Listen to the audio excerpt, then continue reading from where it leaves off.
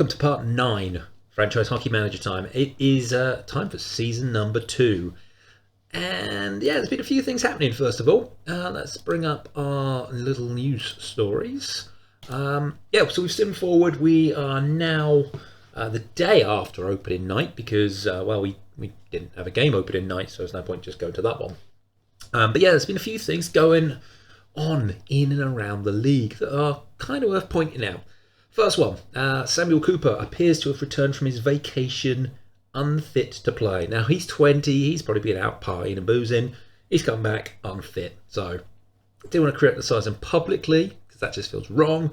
But internally, told him he needs to sort his life out a little bit. Writer, who we dropped at the end of last year, seems to have been picked up by the Leeds Knights.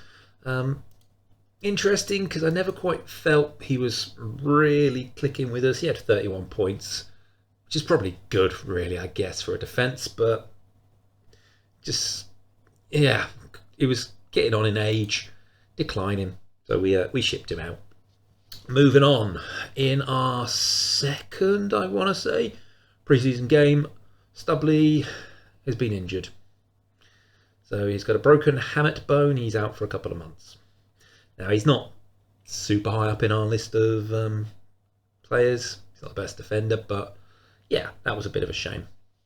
We move on to training camp, and wowzers, Bellamy is he's getting good, isn't he? Look at all that. We've got quite a few that have grown, and then we got the usual declines at the end. I know I said last time I kept sailing because I wanted to keep sailing. If he keeps dropping like this, this might be his last year. Moving on. Ticket sales. Now, I think we need to try and grow the stadium because we're only getting 223. And I did look at the league standings and who has what. Milton Keynes got about 2,100 seat stadium. So that's not surprising. But I had a look at the Bees. Now, they don't. Yeah, their stadium's only 1,000, but they seem to be able to sell almost half of that as season tickets, which is a little bit annoying. After that, we do have the World Cup, so we're just kind of keeping an eye on that. That's only a couple of days in. I don't believe... No, it has. There has been a game.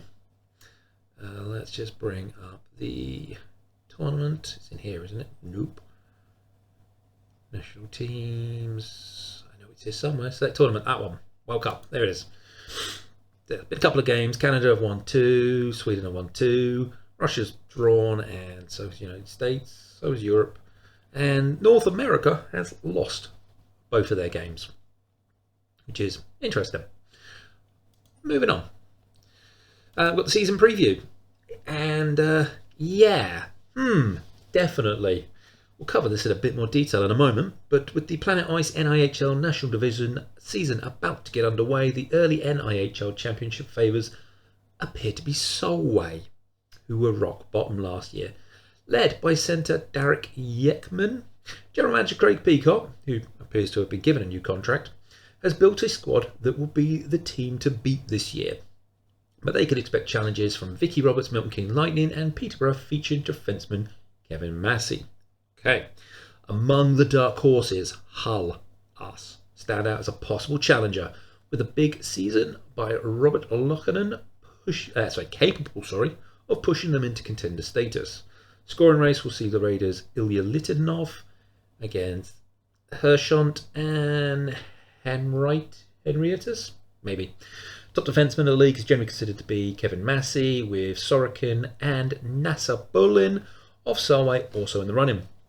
Among goaltenders, Jordan Headley, Milton Keynes, netminder Ben Churchfield of the Raiders, and McLaughlin of Hull can also steal games for their team. So the biggest thing to take away from this one, championship favourites appear to be Solway. Okay. Top defenseman, one of them, Solway. And I don't know how they're doing it, and I think it is just a bug in the game. But they're cheating. Oh boy. So if we in fact we'll go to the league notes. It's probably the best place to start on this one. League notes. So, eligible foreign players, maximum of 3. We just go to the roster. Foreigner, 3 of 3. Solway, we'll come back to that. 3 of 3, 2 of 3, 2 of 3, 3 of 3, 3 of 3, 3 of 3, and so on and so on until you get to Solway, who don't have that limit. And oh boy, if they decided to do something about that, because they have got old Bartholson, maybe, Swedish only. Dustin Parks, there is no UK nationality there, so that's 2. We've got a load of Scottish players. We've got Nasa Bullim, which is another one, that's 3. There's 4, there's 5, there's 6, there's 7, there's 8, there's 9, and there's 10. 11, 12. In fact, have they got a single... I mean, they've got a few Scottish. I'm fairly sure that's Scottish. Yeah, just had to double check that one. So 1, 2, 3, 4, 5, 6, 7, 8, 9, 10. 13 out of their 23 are foreign instead of 3 out of 3. And yeah, there's definitely some shenanigans going on in the league here. If we look at their schedule, too many clicks. 6-4, 4-8, 10-5, 6-3, 2-7, 8-4. They're trouncing everybody that they played in the preseason. However, I did sim their first game of the regular season and they did lose against the Bees. So, yeah, I think the Solway Sharks could quite easily run away with the league because they can just absolutely stack it with foreigners. That's really annoying. And I don't think it can be fixed. I have asked on the forums. I don't think it's a thing that can be done. I'm fairly certain it's a hard-coded thing. If you go into the leagues, and I can't see any options or anything to change it. I did try and load it up as commissioner, and this league isn't editable either. So I think we're stuck with it. So I think we'll just have to put it down as they've finagled the league somehow. They're paying a lot of money. I don't know. But we're going to have to deal with it. Or we're going to have to try and get out of the English league, or try and get up to the next league, actually, because that might be a good one to go to. If we go there, maybe we just work our way up to this one instead. There is... I'm trying to think of the next one that will be nearest to them.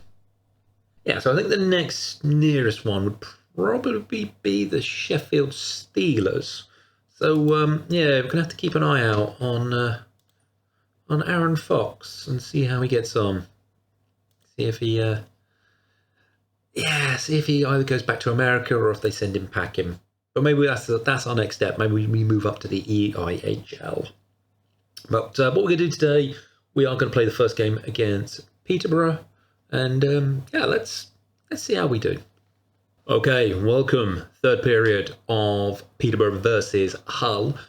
And yeah, we are 4-0 up. They are not having a very good game, but they kind of were at first. We took the lead in the first, got a goal. But it was very, very late. And up until then, we were literally shot for shot. Yeah, we got one then, and then we just started hammering them in. 2 quite early on, 1 quite late on. We're hoping just to really put this one away now. I can't see them getting 4 back in 20 minutes, but, well, I've been wrong in the past. Peterborough were they were a bit of a bogey team for us last year, so it is interesting to see. In the pre-season, we beat them, and McLaughlin just didn't want to do anything now. Yeah, in the pre-season, we beat them, and at the moment, we're winning. Hopefully, we'll stay that way. Alif is heading up on the right. Bit backwards and forwards. Matthew's open. Yeah, I didn't think that was going in. Okay, so Mitchell King is going up on his own. Seem to have lost a load of players there, but there we go. Get rid of an offside. Here we go again. So Danskin gets it. Alright, we've got 9 minutes left. They've just fouled. Guess we didn't do anything with that. We can get that back though. I know we've only got 8 minutes, but I really don't want them to get another one in. That's better. Another offside. Come on, Shabbat. That's it.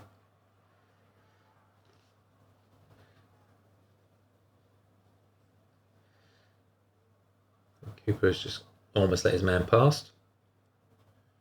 Going to avoid them scoring again. That's lovely. Rock is dumping it in. This will be more than likely an icing call. Yep.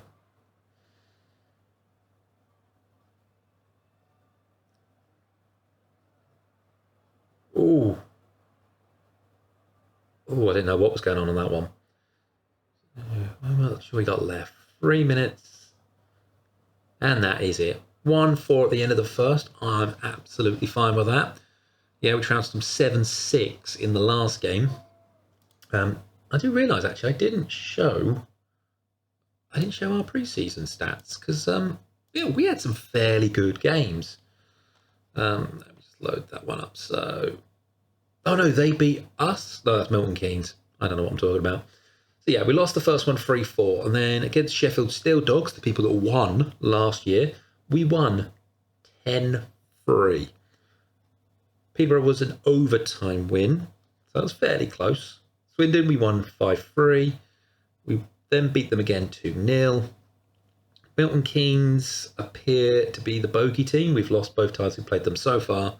And then we won 3-6 against the Pitbulls. So I thought I'm going to wrap this episode up with just maybe a bit of a stroll down memory lane. Just to look at the players of yesteryear and find out where they went when they finished their careers as Hull players. So I'm going to start with Brock Bartholomew. He was one of the very first ones that we dropped September 18th, 2023. He is still a free agent. He's not played since we dropped him. Okay. Now, Declan Jones. Let's see where he went to. Nowhere. Bruton. He's playing for the UK under-18s. Okay. He's doing all right. Reece Edwards. Again, playing for the under-18s. And then Jacob Brammer. Has he been played any kind of game since we dropped him? No.